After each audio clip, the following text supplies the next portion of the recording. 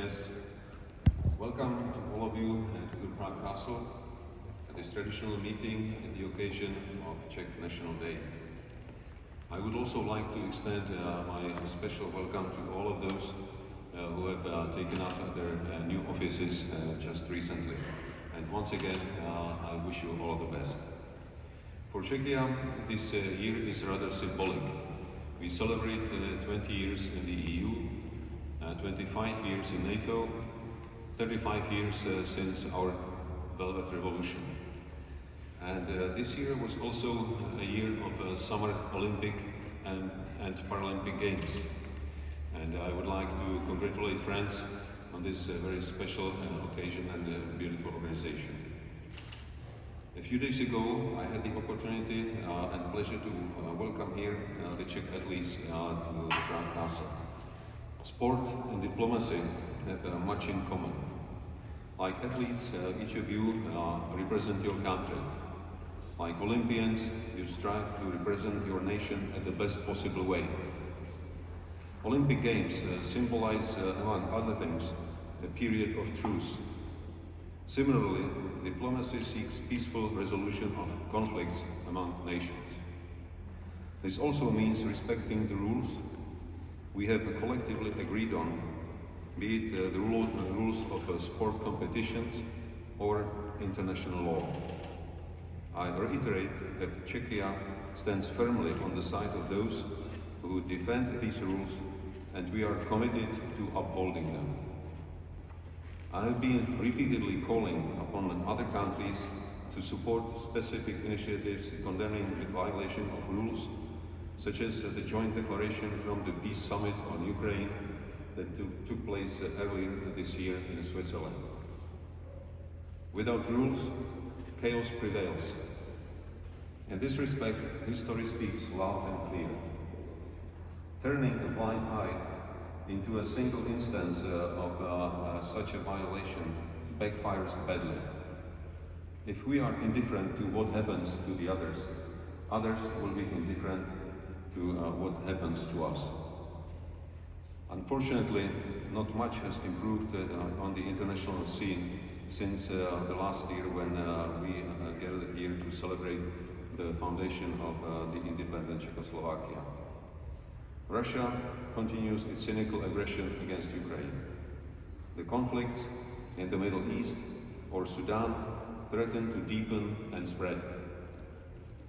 Order and rules in the Indo-Pacific region are continuously being challenged. Last month, at the UN Security Council, I invited China to take on a constructive peacemaking role instead of fueling the war Russia wages against Ukraine and its people. Let me repeat this message here as well. Countries that aspire to be global players carry a huge responsibility for global peace and security. To be honest, democracy is under threat also in our own backyard. I worry that too many politicians promote the idea of governing without the oversight of independent media, judiciary, or diverse civil society. Ladies and gentlemen, your work is about fostering good relations between countries and solving problems and conflicts through reasonable means. Like athletes, we should commit ourselves to continuously improving our skills and pushing the boundaries of what humanity can achieve. To advance as a global community, we should focus on cooperation in areas such as trade, research, technology, or culture, rather than be hindered by polarization and disputes. My visit to the Paralympic Games in Paris convinced me that great things can be achieved even without ideal prerequisites. The stories and spirit of the athletes show that sometimes all it is necessary is determination. Czechia may not be the largest country, but we work hard to make us as an active and trustworthy partner. We will continue to pursue a strong and resilient Europe. one that plays a significant role in global security and remains a credible and reliable transatlantic partner. We are committed to contributing to security and stability not only in Europe, but also in the Middle East, in Africa, Latin America, and other regions. And we will continue strengthening partnerships with all democracies around the world. Your Excellencies, I thank you for your efforts in strengthening relations between your countries and Czechia. I will continue working with you. Once again, thank you for being with us here today, and I would like to invite you to join me also on Monday when we will celebrate our national holiday and take a decoration ceremony to our people in our castle. Thank you once again, and I wish you a nice day. I'm not going to talk about the different activities of our respective countries, because that will keep us till midnight. However, I will tell you a little bit of the challenges that face us. It's not an easy task for us, I would say, to let you feel as we feel, because we all come from various places. We represent a variety of interests, which are sometimes contrasting. Our mission is incredibly compelling, and we know that we are called to embody our deep sense of responsibility. We know that. We are supposed to personify the values inherent in the states and the entities which we represent. A blend of integrity, accountability, and a genuine commitment to the well-being of others. We are aware that our mission entails a strong influence on decision-making structures. It exerts a positive impact on people's lives, including people whom we will never meet, people we will never know, but whom we are happy to assist through our discrete duties. Mr. President, we would like to tell you a few things. The first is this, that we are determined to do our best in carrying out the delicate and interesting mission entrusted to us.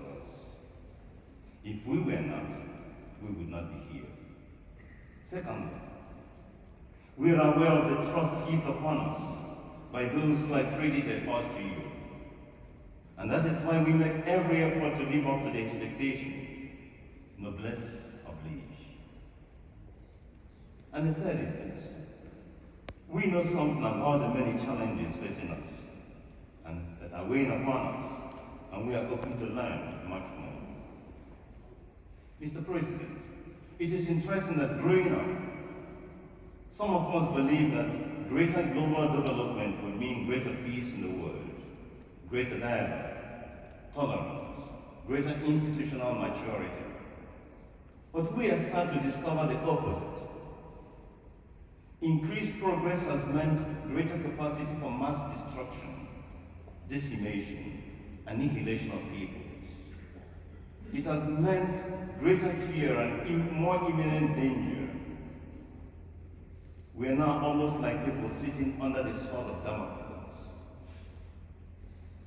We all know that authentic international relations and dialogue must be built on truth. And so fake news is now a major threat to success in international relations. In the past, printed news was highly believed to be sacrosanct. You would hardly see a mistake in a printed book. Today, artificial intelligence, which is a marvelous invention, has given much value to human reality. But at the same time, it is used to distort and manipulate objective reality. Even young children now know the meaning of fake news. We as diplomats, we must discover new settings for evaluating the truth. As diplomats, truth is sacrosanct. It is our principal working tool. It is one of the greatest values we cherish, and we must uphold its objectivity. And let's put it this way. As diplomats, we find ourselves at the crossroads of the challenges which have multiplied into complex and interconnected situations, and we are caught in between. What do?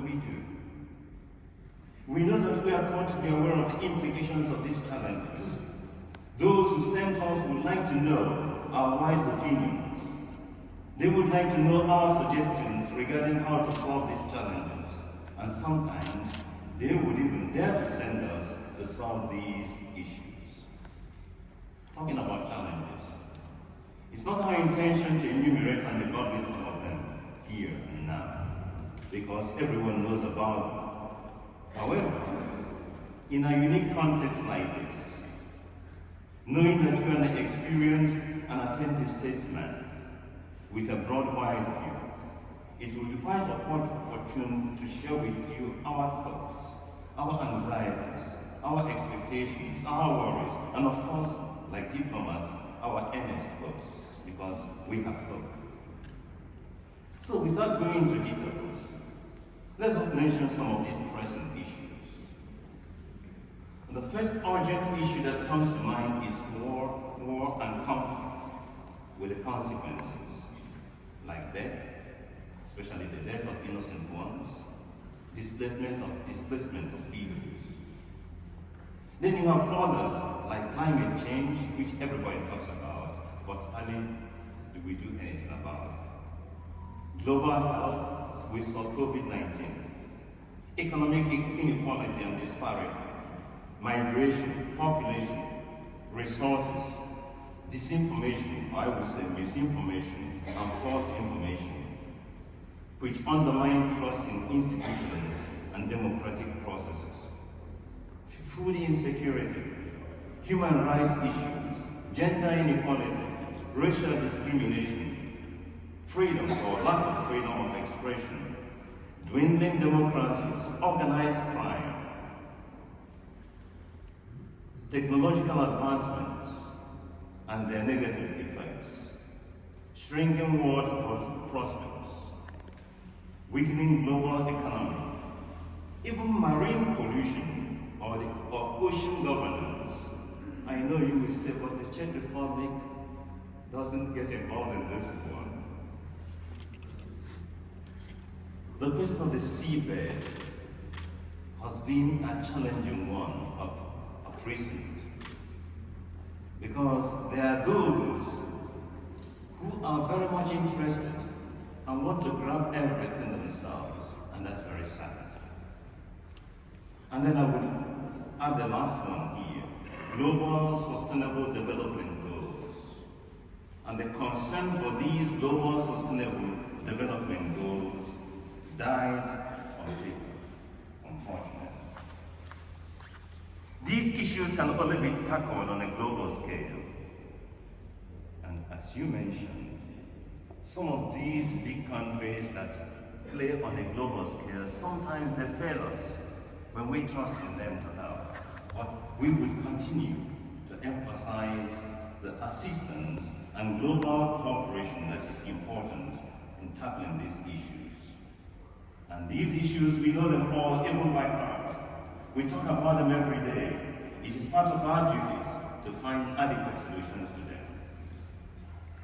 The global failures in the face of these challenges could be disappointing and humiliating for us all. However, on the other hand, these challenges create the urge towards the consolidation and the preservation of the sovereignty of nation-states and the strengthening of regional cooperation. They provoke a consciousness towards a return to a culture of dialogue in international politics and to an era of the rule of law. And here, I mark the rule of law double underlined, because that's what will change the world today. All these move us to use our good offices to influence the powers that be in an effort for peace. Constantly and everywhere, the question of peace has always perturbed those with some political and social responsibility. For development and for world growth, we all need peace to the benefit of everyone. Mr. President, after this meeting with you, when we reach home and we turn on the news media, surely we will begin to hear once again the threats of war all around. These threats seem to be real. We feel that we cannot simply fold our hands and move on. In a world where many people are talking about war, where human lives have less and less meaning, where modern technology gives privileged attention to weapons of mass destruction, where those who speak of peace and balanced negotiations are sometimes considered to be weak and to be cowards. And so we find it difficult to see the light at the end of the tunnel. People look up to diplomats for hope because they are not supposed to be militant activists or to be partisan politicians. They are supposed to be above the parts, ready to speak with balance and a sense of justice. But even this attitude is being eroded. So, coming to you, Mr. President, we hope to receive some words of encouragement, some words of wisdom and correct orientation. When we write back to those who sent us, when we tell them about our experiences, we would like to tell them that truly you are the best of the best. We would like to tell them that you are the wisest of the wisest, a true statesman. Jak jsme řekli loni, jste opravdu vynikající, a to víme dobře. Děkuji. President T.G. Masari, after the First World War, believed that there were questions requiring global cooperation and innovative solutions to ensure a sustainable and equitable future for all. He insisted that this is where we need the support and the assistance of the bigger nations. But unfortunately, this is where they failed us. And he lamented that each nation concentrates on its own interests to the detriment of others.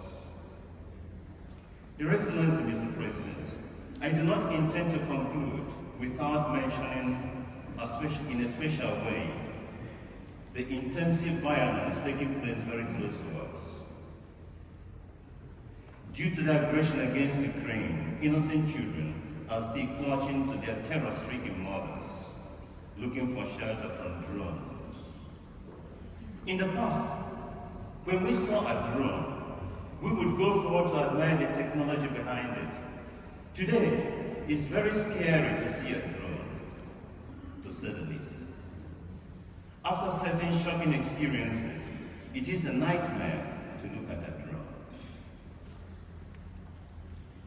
It is already a year since the intensive combat in the Middle East. Every passing day makes everyone feel uneasy and nervous. Someone must intervene and halt the spiral of revenge and counter-revenge and violence. The opposing parties should be open to dialogue and resolution. There must be ways of mutual understanding and for re-establishing friendship and understanding and cooperation. Tolerance should not be an empty word. So, Mr. President, whenever you have the opportunity, please, do not hesitate to put in a word for peace, please. I'm sure that the opposing parties will listen to you. You inspire hope. We thank you once again for this gracious audience, and we wish you the best in your duties. And please kindly allow us to offer this bouquet of flowers to your gentle spouse, Mrs. Eva Pavlova, whom we equally admire and appreciate.